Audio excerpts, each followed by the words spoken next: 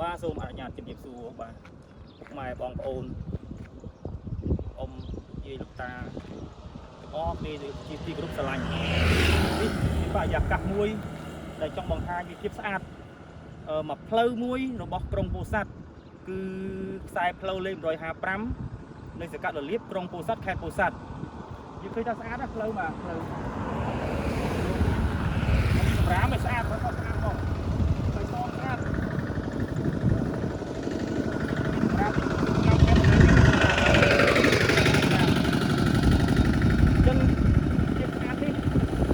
ចេញពីការដឹកនាំផ្ទាល់បាទបោះថាដឹកនាំខេត្តអាយដាមក្រុមប្រឹក្សាខេត្តជាពិសេសគឺអាយដាមខូរីដាបាទអាយដាមខូរីដាអភិបាលនៃដាបាទខេត្តពោធិ៍សាត់ដែលលោកនៅក្នុងអាណត្តិលោកដឹកនាំជាថាដឹកនាំខេត្តគណៈជាកាយភាពខេត្តលោកយកចក្ខុវិស័យមួយគឺពង្រីកនៅហៅថាភាពបៃតងទីក្រុងស្អាតដងផ្លូវបាទដងផ្លូវនៃខេត្តពោធិ៍សាត់ជាចំណែកមួយនៃក្រុងពោធិ៍សាត់អញ្ចឹងក្រុងពោធិ៍សាត់ដងផ្លូវនេះគឺជាដងផ្លូវដែលស្អាតដែលតបជាប់ចំនួន3ស្រុកនោះគឺក្រុងពោធិ៍សាត់ស្រុកភ្នំកវាញនិងស្រុកវាលវែងខ្សែប្រសេដ្ឋកិច្ចមួយដ៏សំខាន់ហើយបំពាក់នៅបាទប្រព័ន្ធនៃការរចនាសម្ព័ន្ធផ្លូវកស៊ូស្អាតដូចជាសេឡាបាទសូឡាស្អាតណាបាទសូឡាបំពាក់សូឡាផ្លូវបំភ្លឺផ្លូវទៅពេលរាត្រីបាទនេះ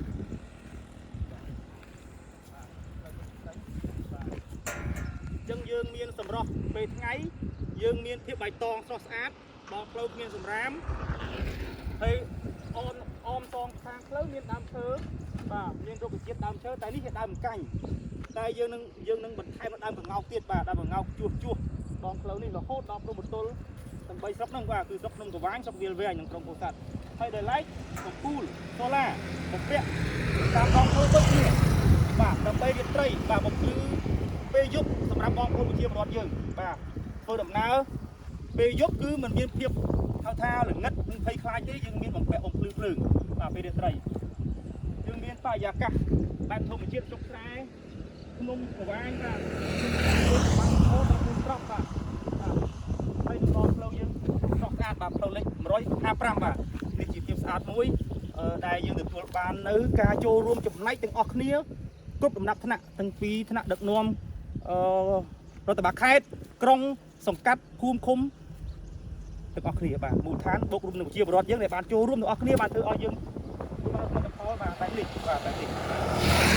នេះជាសមិទ្ធផលដែលយើងមោទនភាពទាំងអស់គ្នាសម្រាប់ក្រុងពោធិ៍សាត់យើងជាពិសេសគឺសម្រាប់ប្រជាពលរដ្ឋយើងរួមបាទធ្វើចរាចរណ៍រស់ស៊ីបាទសេដ្ឋកិច្ចយើងឆ្លងស្រុកទៅវិញទៅមកយើងនឹងរក្សាភាពស្អាតជាមួយគ្នាហើយតែចេរភាពបាទចេរភាពយូរអង្វែងតចំនួនតកូនតចៅតអាណត្តិទៅមុខទៀតរាប់10ឆ្នាំទៅមុខបាទសម្រាប់ភាពស្អាតនិងការរីកចម្រើនទីក្រុងទាំងអស់គ្នាបាទនិងប្រទេសជាតិយើងបាទទីជាតិយើងបាទ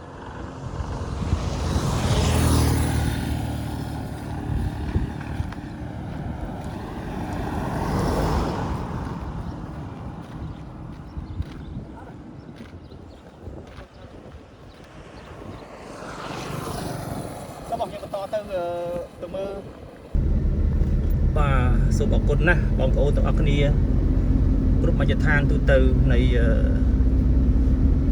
ប្រជាបងប្អូនប្រជាពលរដ្ឋយើងនៃព្រះរាជាណាចក្រកម្ពុជាយើងទាំងមូលក៏ដូចជាបងប្អូនក្នុងក្រុមពោធិ៍សាត់ផងដែរអញ្ចឹងខ្ញុំបាទក្រោយពីបានធ្វើការបង្ហាញនៅទស្សនវិជ្ជាទូទៅមួយចំនួនឥឡូវខ្ញុំបន្តថតបាទដើម្បីជាសារមួយបង្ហាញចែករំលែកខ្សែផ្លូវយើងបន្តទៀតបាទតាមដងផ្លូវ